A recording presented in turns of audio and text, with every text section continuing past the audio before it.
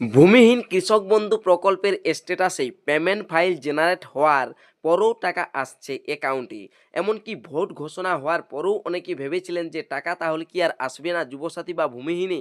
আমি আজকের এই ভিডিওতে পেমেন্ট ফাইল জেনারেট হয়েছে যার, তারই আমি দেখাবো যে তার কতদিন পরে ব্যাংক অ্যাকাউন্টে টাকা এলো আর কত তারিখ টাকা এলো, অর্থাৎ 17 তারিখ টাকা এসেছে 17ই মার্চ। সেটা আমি আপনাদেরকে এই ভিডিওতে প্রমাণ সমেত দেখাবো।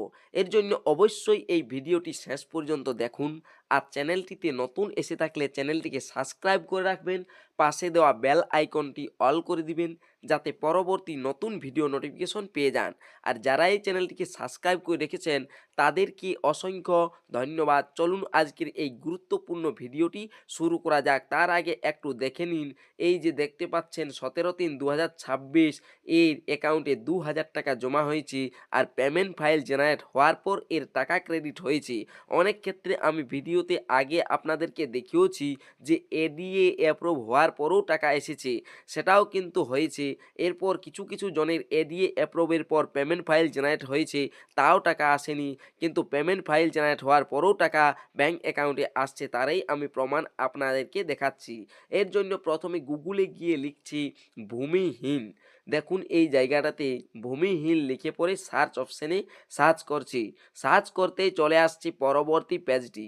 পরবর্তী পেজে দেখতে পাবেন লেখা রয়েছে, এখানে প্রথমেই দেখতে পাবেন ভূমিহীন ক্ষেত মজুর। এই যে লেখাটি ভূমিহীন ক্ষেত মজুর, এই লেখাটিতে আপনাকে ক্লিক করতে হবে। আমি এখানে ক্লিক করে দিচ্ছি। ক্লিক করার সাথে সাথেই পরবর্তী পেজটি চলে আসবে। পরবর্তী পেজে আপনাকে স্ট্যাটাস চেক করার জন্য আধার নাম্বার, মোবাইল নাম্বার এগুলো দিয়ে চেক করতে হয়। দেখুন এখানে চলে এসেছে ফার্মার সার্চ অপশন, এখান থেকে চেক করতে পারবেন। এই জায়গাটাতে আসার জন্য আমি এই ভিডিও ডেসক্রিপশন বক্সে লিঙ্ক দিয়ে রাখবো, সেখান থেকে এই জায়গাটাতে চলে আসবেন। ফার্মার সার্চ যে অপশন রয়েছে, এখানে অ্যাকনোলেজমেন্ট নম্বর অথবা আধার নম্বর অথবা মোবাইল নাম্বার দিতে হবে। তো অ্যাকনোলেজমেন্ট নাম্বার আপনার কাছে নেই, তাই মোবাইল নাম্বার অথবা আধার নাম্বার যে কোনো একটি দিয়ে দেবেন, যে কোনো একটি দিতে হবে এই জায়গাটাতে। দেখুন আমি এই জায়গাটাতে একজনের ফোন নাম্বার দিচ্ছি যার পেমেন্ট জেনারেটেড ফাইল হওয়ার পর কিছুদিন পর, কদিন পর টাকা এসেছে অবশ্য ভিডিওতে বলছি, আগে স্ট্যাটাসটা চেক করে আপনাদেরকে দেখাচ্ছি। আর আগের দিন অর্থাৎ 17/3/2026 এর টাকা এসেছে অ্যাকাউন্টে। দেখুন আমি এখানে মোবাইল নাম্বার দিয়ে সার্চ অপশানে ক্লিক করছি, চলে এসেছি অ্যাপ্লিকেশানের স্ট্যাটাস। স্ট্যাটাসে দেখতে পেমেন্ট ফাইল জেনারেটেড।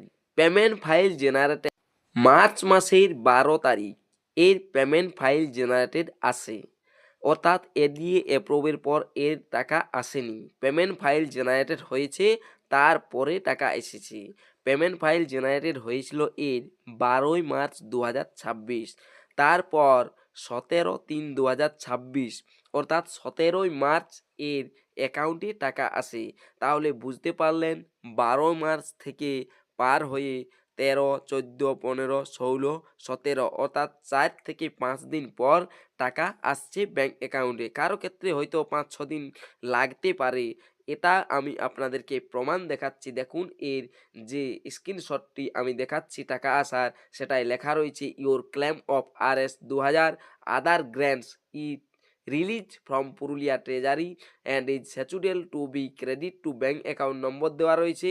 তারপরে অন 17/3/2026 WBIFMS অর্থাৎ পুরুলিয়া ট্রেজারি থেকে 17 তারিখ এর টাকাটা পাঠানো হয়েছে ব্যাংক অ্যাকাউন্টে।